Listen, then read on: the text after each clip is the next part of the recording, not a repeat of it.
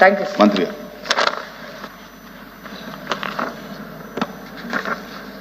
ధన్యవాదాలు అధ్యక్ష. ఏదైతే దోవడ రామారావు గారు అదేవిధంగా అనురాధ్ గారు అడిగినటువంటి అనుబంధ ప్రశ్నలను చూస్తే ఏదైతే 2019 ఏదైతే 5,654 అంచనా ఏదైతే చెప్పామో అది 5/10/2016 అది ఏదైతే ఎస్టిమేషన్ సంబంధించింది. అయితే తర్వాత ఏదైతే 17, 18, 19 తదుపరి సంవత్సరాల్లో ఆ రోజునటువంటి ముఖ్యమంత్రి నారా చంద్రబాబు నాయుడు గారు ప్రతి సోమవారాన్ని పోలవరం పేజీగా మార్చుకుని 34 సార్లు ఫిజికల్గాను అదేవిధంగా 104 సార్లు వర్చువల్గా రివ్యూ చేసి మరి ఆ రోజు 72% ఆ యొక్క 5 సంవత్సరాల్లో పోలవరాన్ని పరిగెట్టించి పనిచేయడం ద్వారా మరి ఆ రోజు ఏదైతే పర్టికులర్గా మరి యొక్క హెడ్ వర్క్స్కి సంబంధించి ముఖ్యంగా డయాఫ్రమ్ వాళ్ళు 100% కూడా ఆ రోజు కంప్లీట్ చేయడం జరిగింది. అదేవిధంగా upper coffer dam, lower coffer dam, spillway ఇట్లా పనులన్నీ పూర్తి చేసినటువంటి పరిస్థితుల్లో 2016లో ఉన్నటువంటి 5,654 మరి ఇంకా బ్యాలెన్స్ మరి కొంత మొత్తమే 1,500 బ్యాలెన్స్ ఉన్నప్పటికీ కూడా మరి 2019లో ప్రభుత్వం మారిన తర్వాత మరి దాన్ని ఎన్హాన్స్మెంట్ చేసుకుంటూ మరి ఆ రోజు రివర్స్ టెండరింగ్ అని చెప్పి ఆ రోజు టెండర్ని మరి ఉన్న ఏజెన్సీని రద్దు చేసి ఏకపక్షంగా మళ్ళీ రివర్స్ టెండరింగ్ వెళ్ళినటువంటి పరిస్థితి అధ్యక్ష. అందులో కూడా చాలా క్లియర్గా ఆ రోజు మరి అసెంబ్లీలో కూడా చెప్పడం జరిగింది. ఆ రోజు రివర్స్ టెండరింగ్ ద్వారా మేము దగ్గర 628 కోట్ల రూపాయలు సేవ్ చేశామని చెప్పారు. కానీ వాస్తవంగా చూసినట్లయితే మరి ఒక పక్క సేవ్ చేసినట్టు ప్రజలకు చూపిస్తూ మరొక పక్క దగ్గర మళ్ళీ అంచనా వ్యయాన్ని 11,704 కోట్లకి పెంచడంతో పాటుగా మళ్ళీ టెండర్స్లోనూ కూడా డిజైన్స్ మారినాయి అని చెప్పి క్వాంటిటీ వేరియేషన్స్ వచ్చినాయని చెప్పి ఏదైతే ఆ యొక్క రివర్స్ టెండర్స్లో ఉన్నటువంటి అంశాలని మళ్ళీ విడదీసి మళ్ళీ వాటికి వేరే డిజైన్స్ కూడా చేర్చి అదనంగా మళ్ళీ టెండర్స్ని పిలవడం జరిగింది అధ్యక్ష. ఆ రకంగా చూస్తే రివర్స్ టెండరింగ్లో అంటే ఆ రోజు మొదట ఏదైతే ట్రాన్స్ట్రై ఉందో అది -14%కి వాళ్ళు టెండర్స్ని కోట్ చేయడం జరిగింది. తర్వాత వచ్చినటువంటి రివర్స్ టెండరింగ్లో వీళ్ళు -12.6కి మెగా కోట్ చేయడం జరిగింది. ఆ రకంగా టోటల్గా చూస్తే ఫస్ట్ సెకండ్ చూస్తే -26.6 వాళ్ళు మరి తక్కువ కోట్ చేయడం జరిగింది.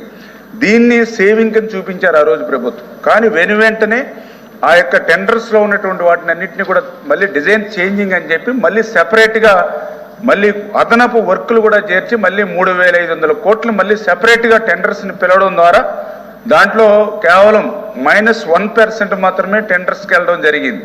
అంటే వాస్తవంగా ఆ రోజు ప్రభుత్వం గనక మరి నిజాయితీగా ఉన్నట్లయితే ఆ వర్క్స్ డిజైన్స్ మారి సెపరేట్ టెండర్స్కి వెళ్ళవలసి వస్తే ఏదైతే మొదట -26కి ఏదైతే రివర్స్ టెండరింగ్లు వెళ్ళారో ఆ -26.6గా ఈ వర్క్స్ని అప్పచెప్పుంటే అది నిజంగా సేవ్ అయ్యింది తప్ప ఒక పక్కన సేవ్ చేస్తున్నాం రివర్స్ టెండరింగ్ అని చెప్పి మరొక పక్క దగ్గర మళ్ళీ 2-3 వేల కోట్ల రూపాయలు మళ్ళీ అదనం భారం ఆ రివర్స్ టెండరింగ్ ద్వారా ఆంధ్రప్రదేశ్ రాష్ట్ర ప్రజల మీద మోపినటువంటి పరిస్థితి అధ్యక్ష. ఇది మొదటగా సభ్యులకి సమాధానం చెప్తూ ఉన్నా. అదేవిధంగా ఏదైతే ఈ యొక్క రివర్స్ టెండరింగ్తో పోలవరం ప్రాజెక్టే ప్రశ్నార్థం అయిపోయినటువంటి పరిస్థితి. అదేవిధంగా రెండవది ఏంటంటే ఈ నిధులు మళ్లింపు కూడా అంటే ఏదైతే పోలవరం లాంటి అత్యంత ప్రాధాన్యత కలిగినటువంటి ప్రాజెక్టులో కూడా మరి గత ప్రభుత్వం ఏదైతే ఈ నిధులను కూడా మళ్లించడం అంటే చాలా దురదృష్టకరం. ఎందుకంటే ఆ రోజు మనం చూస్తే 2014, 2019లో ఆ రోజు కేంద్రం ఇచ్చేటువంటి సాయం ఏదైతే పోలవరంకి ఉందో దాన్ని కంటే ముందుగానే రాష్ట్ర ప్రభుత్వమే స్టేట్ బడ్జెట్ నుంచి కూడా పెట్టి ఎందుకంటే పోలవరం పనులు త్వరితగతంగా పూర్తవ్వాలనేటువంటి ఆలోచనతో 14-19లో ఆ రోజు మరి తెలుగుదేశం ప్రభుత్వం 11,762 కోట్లు ఆ రోజు ఖర్చు పెడితే ఆ యొక్క 5 సంవత్సరాల కేంద్రం నుండి విడుదలైనటువంటి మొత్తం 6,764 కోట్లు మాత్రమే. అంటే స్టేట్ బడ్జెట్ నుంచే మనం ముందు అమౌంట్ను మనం ఖర్చు పెట్టినటువంటి పరిస్థితి ఆ రోజు తెలుగుదేశం ప్రభుత్వంలో. మరి తర్వాత ఏదైతే 2019, 2024 వైఎస్ఆర్సీపీ మరి ప్రభుత్వ హయాంలో చూస్తే వీళ్ళు ఖర్చు పెట్టింది కేవలం 4,167 కోట్లు మాత్రమే. అంటే ఆ రోజు 5 ఇయర్స్లో మేము 11,762 కోట్లు ఖర్చు పెడితే లాస్ట్ గవర్నమెంట్ 4,167 కోట్లు మాత్రమే ఖర్చు పెట్టింది.